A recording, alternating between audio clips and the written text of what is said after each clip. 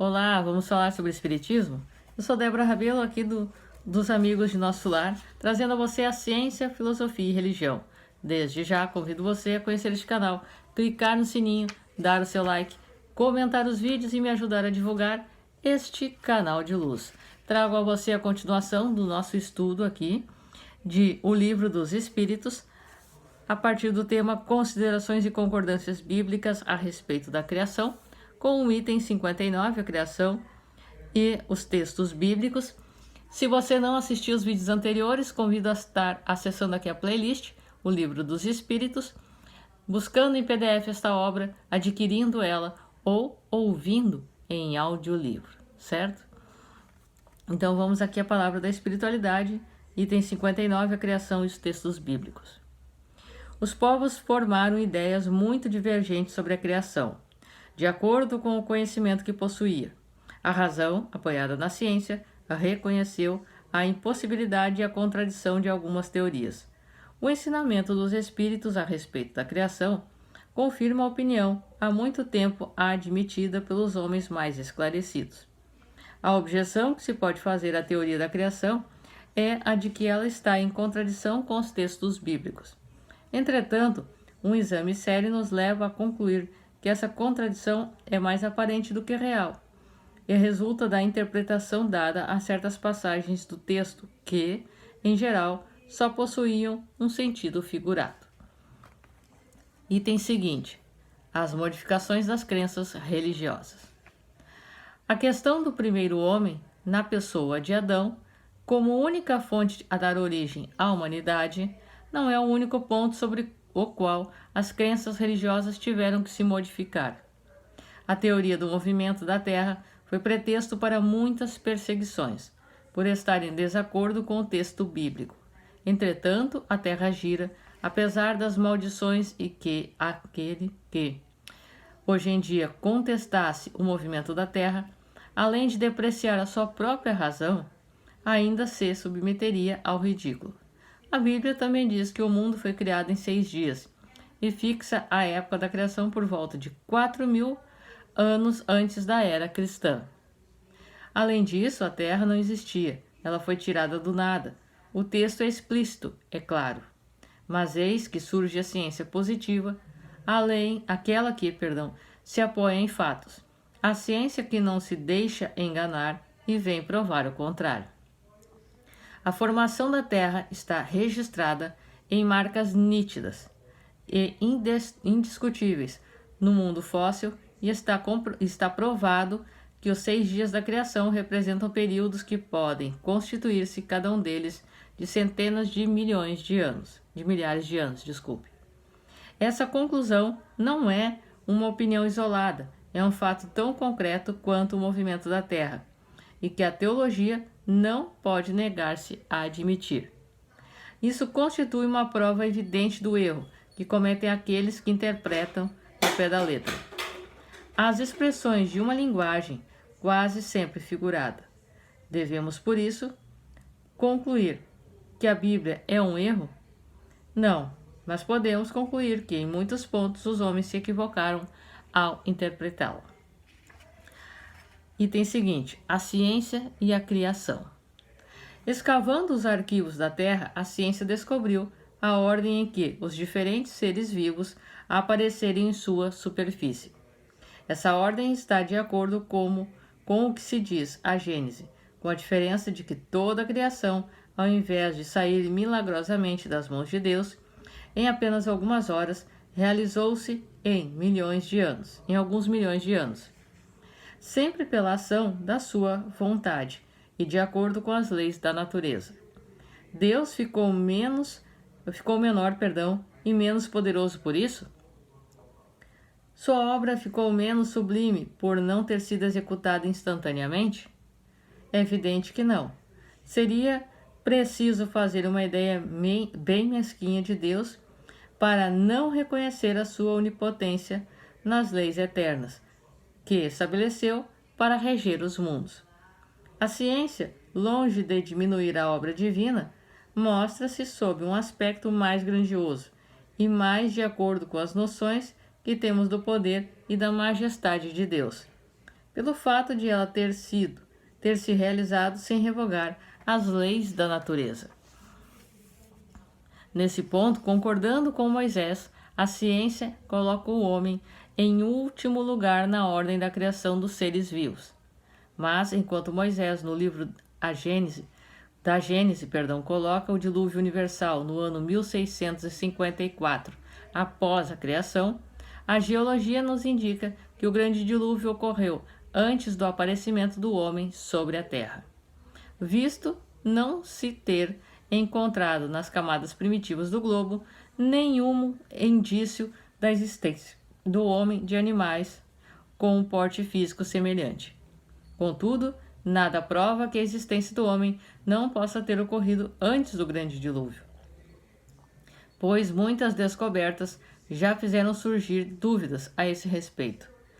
Pode acontecer que, de um momento para o outro, se obtenha a certeza material de que o homem já existia antes do grande dilúvio, e então se reconhecerá nesse ponto como em tantos outros, o texto bíblico está escrito em sentido figurado. Item seguinte: o grande dilúvio. A questão está em saber se o grande dilúvio é o mesmo que atingiu Noé. O tempo necessário para a formação das camadas fósseis não permite confusões, e a partir do momento em que se encontrem vestígios da existência do homem sobre o grande dilúvio, ficará provado que ou Adão não foi o primeiro homem, ou sua criação se perde na eternidade dos tempos. Contra a evidência não existem argumentos possíveis, e será preciso aceitar esse fato, assim como se aceitou o movimento da Terra e os 6 períodos da criação. A existência do homem antes do dilúvio geológico, na verdade, ainda é uma hipótese, mas, através de uma dedução lógica, verifica-se que essa hipótese não é tão impossível assim, admitindo-se que o primeiro homem tenha aparecido sobre a Terra por volta de 4.000 anos antes de Cristo, e que 1.650 anos mais tarde toda a raça humana tenha sido destruída pelo grande dilúvio, com exceção apenas de uma única família. Concluiu-se que o povoamento da Terra iniciou-se a partir de Noé, ou seja, 2.350 anos antes da nossa era. Ora, quando os hebreus imigraram para o Egito, no século XVIII a.C., já encontraram esse país muito povoado e com a civilização bem adiantada. A história registra que, nessa época, também a Índia e outros países eram igualmente florescentes. Note-se que não estamos aqui levando em conta a existência de outros povos que remontam a uma época bem mais afastada. Assim, seria preciso que, em 600 anos, ou seja, no século 24 ao século 18 a.C., os descendentes de um único homem pudessem povoar todas as imensas regiões conhecidas, supondo-se que as outras não o fossem. Seria preciso também que, nesse curto período, a espécie humana pudesse se elevar da ignorância absoluta que possuía no estado primitivo ao mais alto grau do desenvolvimento intelectual. Essa evolução, em tão pouco tempo, contraria as leis da antropologia. Item seguinte: a diversidade das raças. A diversidade das raças humanas reforça ainda mais a hipótese de que o homem já vivia na Terra antes do grande dilúvio. Não existe dúvida de que o clima e os costumes produzem modificações nas características físicas dos povos. Porém, essa influência tem limites, e o grande fisiológico mostra que, entre outras raças, existem diferenças mais profundas na constituição física do homem do que aquelas que o clima pode produzir. O cruzamento das raças produz os tipos intermediários. Esse cruzamento tende a apagar as características mais marcantes, mas não as produz. Apenas cria variedades. Ora, para que houvesse cruzamento entre as raças, seria preciso que houvesse raças distintas. Entretanto, como explicar a existência de raças tão distintas se elas tiveram uma origem comum em um tempo de apenas 600 anos? Como explicar que, em poucos séculos, alguns descendentes de Noé se transformaram tanto a ponto de formar a raça etíope, por exemplo? Uma transformação desse porte é tão pouco provável quanto a hipótese de terem a mesma origem, o lobo e o cordeiro, o elefante e a pulga, os pássaros e o peixe. Mais uma vez, nada pode prevalecer contra a existência dos fatos. Conclusão: tudo se explica se admitirmos que a existência do homem é anterior à época que lhe é vulgarmente assinalada, que diversas são as origens das raças que Adão viveu há 6.000 anos, tenha povoado uma região ainda desabitada, que o dilúvio de Noé foi apenas uma catástrofe parcial e que foi confundida com um cataclismo geológico. Por fim, devemos ainda levar em consideração a linguagem alegórica, própria do estilo oriental e que é encontrada nos livros sagrados de todos os povos. Por isso, é prudente não contestar com tanta leviandade as doutrinas que podem, cedo ou tarde, como tantas outras, desmentir aqueles que as combatem. As ideias religiosas, longe de perderem alguma coisa, se engrandecem quando caminham ao lado da ciência. Esse é o único meio que as ideias religiosas possuem de não mostrarem um lado vulnerável para aqueles que não acreditam em nada. Observações. Fóssil, nome dado aos vestígios petrificados de plantas ou animais que habitaram a Terra em épocas geológicas anteriores à atual e que conservam suas características principais. Teologia, ciência que se ocupa de Deus, seus atributos, suas perfeições e suas relações com os homens. Estudo dos dogmas e dos textos sagrados. Antropologia, ciência que estuda o homem como um ser biológico, social e cultural. Então hoje nós temos um avanço extremamente grande em diversas áreas. A ciência, a medicina, a antropologia, em todas essas questões.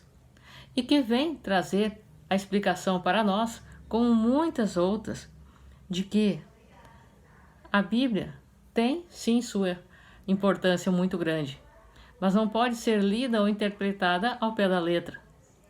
De que a origem dos povos ainda exatamente foge à nossa compreensão. Temos muitos indícios, temos muitas explicações, até o alcance do nosso conhecimento, do nosso avanço espiritual, intelectual e moral, mas não ao ponto de sabermos tudo. E também, de acordo com as pesquisas e de acordo com a explicação que vamos recebendo, percebemos que muitas das coisas transmitidas ali são maneiras figuradas de exemplificar e de trazerem a nós o estudo e a compreensão do que houve para que nós possamos assimilar e não cometermos os mesmos erros, certo? Então, este foi o estudo, leitura, esta parte mais uma leitura do tema Considerações e Concordâncias Bíblicas a respeito da criação. No próximo vídeo, então, nós estaremos aqui estudando o capítulo 4 sobre o princípio vital, que vem abordar os seres orgânicos e inorgânicos, a vida e a morte, inteligência e instinto. Um forte abraço para você, que os bons espíritos nos guiem, Jesus nos abençoe e até a próxima.